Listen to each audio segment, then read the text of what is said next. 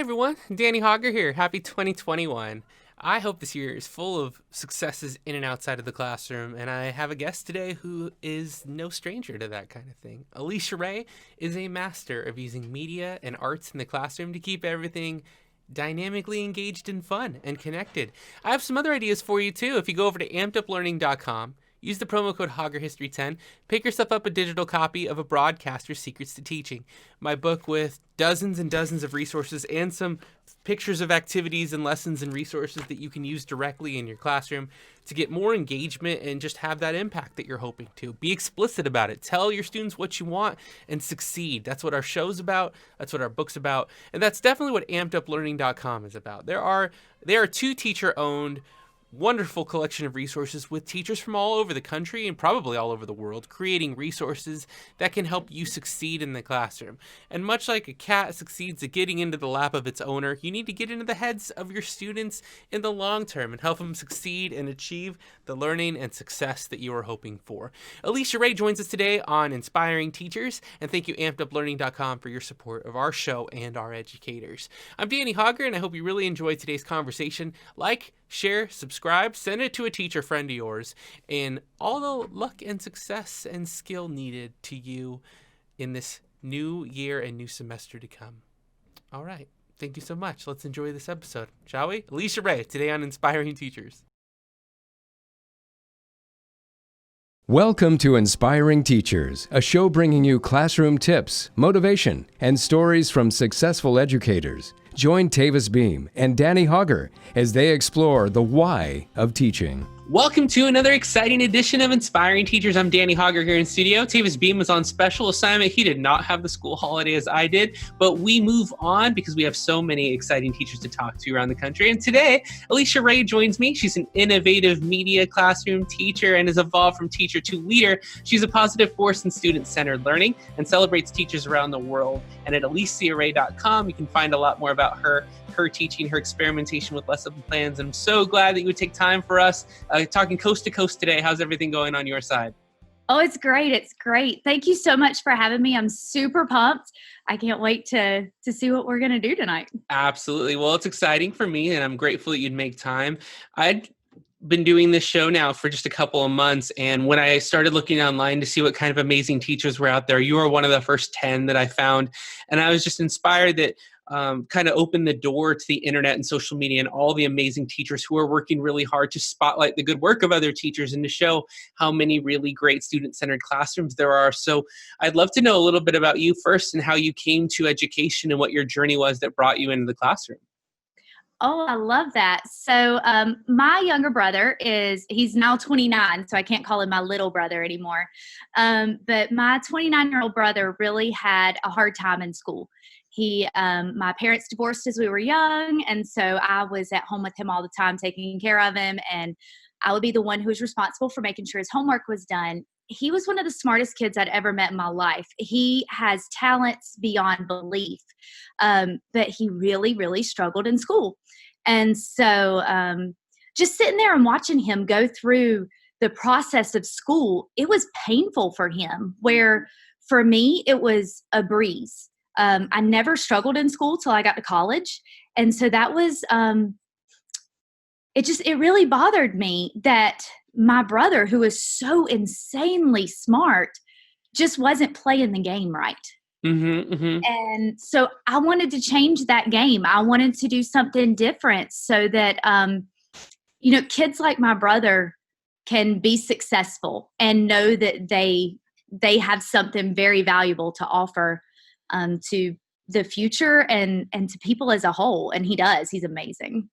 That's really neat. Of the 30 or so teachers we've talked to, there hasn't been a story like that or someone who wanted to see that happen for a family member. So that's really unique, I think. And how did you go about then proceeding towards that goal and towards that career? So being from a very rural area here in North Carolina, we have Appalachian State University, which is our big teacher college. You may know them as the team that beat Michigan. Okay, there you go. So, As a Californian, I can stay out of that fight. That's okay with me. just saying. Uh, so I went there and just absolutely fell in love with it from the very beginning. I knew that teaching was what I was supposed to do. It was in my blood. Like, it was just something that was so important to me. And every experience I had with students from there on out, I absolutely fell in love with it. Went into debt quite a bit. Same here. That was a familiar sentiment. I remember that. Yes. Yeah. And so I went into fifth grade. I taught math for 2 years, math and science for 2 years, and then was self-contained for 3.5 before I became a media coordinator in an elementary school. Mm-hmm. I loved it. And then my superintendent called and said, hey, we have this pilot position. We want to do something different. We want to merge formally an instructional coach, instructional technology specifically, and the media center. And we would love for you to do that. But, oh, yeah, you're going to have to go to a middle school. I was like, never done middle school before. I've always been K-6. And he said, well, let's just try it out and see. It's a 3-year pilot program. And here we are at the end of year 3. And I can't imagine anything else. It just brings me just a ridiculous amount of joy to go to my job every day. That's fantastic. That's great. I started in middle school as well. So 4 years there in my first year teaching high school. But it's funny how we all kind of look at a new challenge in a new age group and this big question mark, well, what's that going to be like? And it's all very exciting. How was the media part of your position? How did that path open? Was that something you were always interested in? Is it something you came to later? Because it's something you're very engaged with on Twitter. You're a wonderful follow at I Love Educating, and it's ILUV, educating. You should definitely follow Alicia. What is it about media that drew to you, and how did you arrive there? So that's actually a really funny story. About 5 years into my teaching career, I decided I wanted to do something different, but I didn't know what it was. I did not want to leave teaching. I didn't want to leave the education field, but I wanted something different. And so I kind of got involved in this instructional technology world and did a distance ed master's degree program and fell in love with instructional technology. And then I went and chatted with our HR department and said, okay, what do we have? I have this degree. I'm so excited. And they said, oh, but we don't have those positions here. And I was like, wait, what? So I just went and got this degree that I'm so pumped up about. And I can't do anything. And he said, well, our media coordinators are informally doing that role. And I was, oh, okay. So what you're saying is I need media licensure. And he said, well, if that's an option. I said, well, then that's an option I'll take because I love reading too. So I went back and got a second master's in library science. And so this new job is the greatest thing ever because it takes both of those tremendous passions that I have of instructional technology and literacy and merges them together. And it is the perfect storm in the best kind of way. That's great. That's really phenomenal. And it's a credit to you that you saw a fork in the road, and we all kind of have these moments. Which way are you going to go next? And you had no problem accepting another challenge and going to get further education and unlocking more doors for yourself. I think that's inspiring in itself. And one of the things that I like about this show is there may be somebody watching who's considering, well, do I really want to undertake that kind of a journey? So for you, it's been very rewarding, and it's led you to a job that you're really in a position that's really exciting for you. That's great. What do you think is your why of education? Like the reason that you enjoy your work and enjoy working with students and with schools? What is that for you? For me, it actually goes right back to what we were just talking about. It's that love of lifelong learning. Never being afraid to take risks, never being afraid to try new things, constantly finding new knowledge.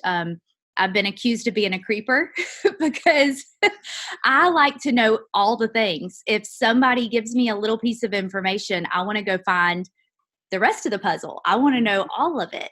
And so I really want to inspire a lifelong love of learning in all students. And I keep thinking back to my brother who, it just didn't play the game right. I want to break the game. I want to take it and completely make a new game out of it. and allow all of our kids to be successful through learning whatever it is they're interested in. That's really a wonderful thing. And a great part of, I think, education is when you can spark that inquiry and use that and give them the tools to just go and run with it. That's one of the things I love to do with my high school students is when they have a question, not be one of the teachers who says, I know every answer. I'm going to give you every answer. And there's no need to look outside my answer because I've just given it to you. I'm the opposite of, let's learn together. If you think I know all history from zero and before zero to today, you're greatly mistaken. And I would love to learn with you. So I really like empowering that as well. I think that's a really cool thing. What do you think is like one thing that as your students move on from a year, or whether it was from when you were a self-contained teacher and they go to the next grade, what's something that you hope to impart with the students that are working with you? Something that you hope, a piece of you that goes with them. What would that be? So I want them to be enthusiastic about everything. I want them to be excited about obstacles that come wherever it may come from. I want them to be enthusiastic about overcoming those obstacles and knowing that they can come out of anything. Our family was actually, when my parents divorced, my brother and I were the Salvation Army Christmas tree angel kids. Oh, I have a hook in there. Keep going, but I'll come back to it. I love it. All right. And so we were the Salvation Army Christmas tree angel kids, and we didn't have enough to have Christmas gifts and turkey at Thanksgiving, that kind of thing. So I really relate to my students here because we're a very high poverty area, and for them to see someone who came from very similar stories to theirs and was able to not only go to college and be a first generation college student, but then to further go get 2 master's degrees and be a success within the community, that's a really big deal to me. And I want kids to see that. I want them to understand that anything is possible. That's so huge when you can lift the ceiling on their expectations and their futures. You're unlocking them as well. I feel really strongly, I agree with you 100%. So I had the media background first. I went to college and got the radio, TV, film degree from Cal State Fullerton down in Orange County.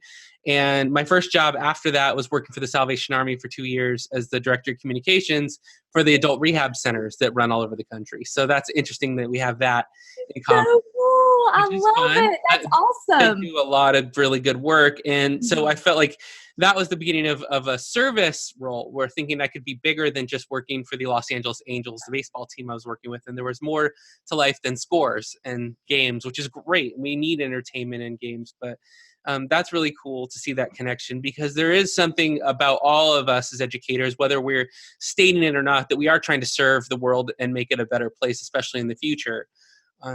So I really like that why and that journey. That's really great. What are some things right now that are exciting to you about being involved with media and students? And what are some of either the tools or some of the approaches that you're enjoying and with the innovation? Because you're doing a lot in a lot of different directions. So what kind of things right now are you excited about? So there are 2 really big things that I'm excited about that are, it's interesting because one is on one completely different end of the spectrum than the other.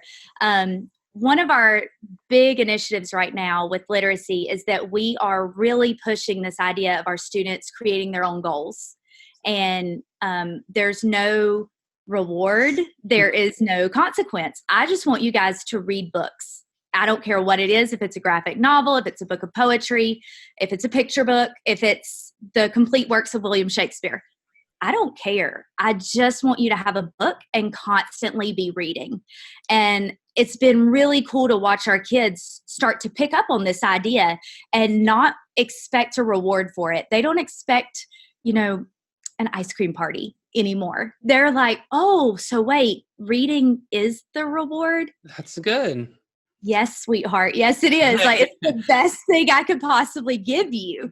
And then, so I'm really excited about that. And I'm loving watching our kids have these conversations in the hallways during class change. They'll come up and be like, Ms. Ray, are you reading? I'm like, yeah, I'm reading. Are you reading? And so that's a lot of fun. And then the other thing that I've been really excited about, again, on the complete opposite end of the spectrum, we have an HTC Vive virtual reality headset. And so we are really working towards creating within the headset and allowing the students to then integrate this idea of virtual reality in an authentic, inquiry-based way, both in science, technology, engineering, and math. We're doing it in ELA. Anywhere we can go and have an excuse to put that headset on, I'm like, let's do it. Come on.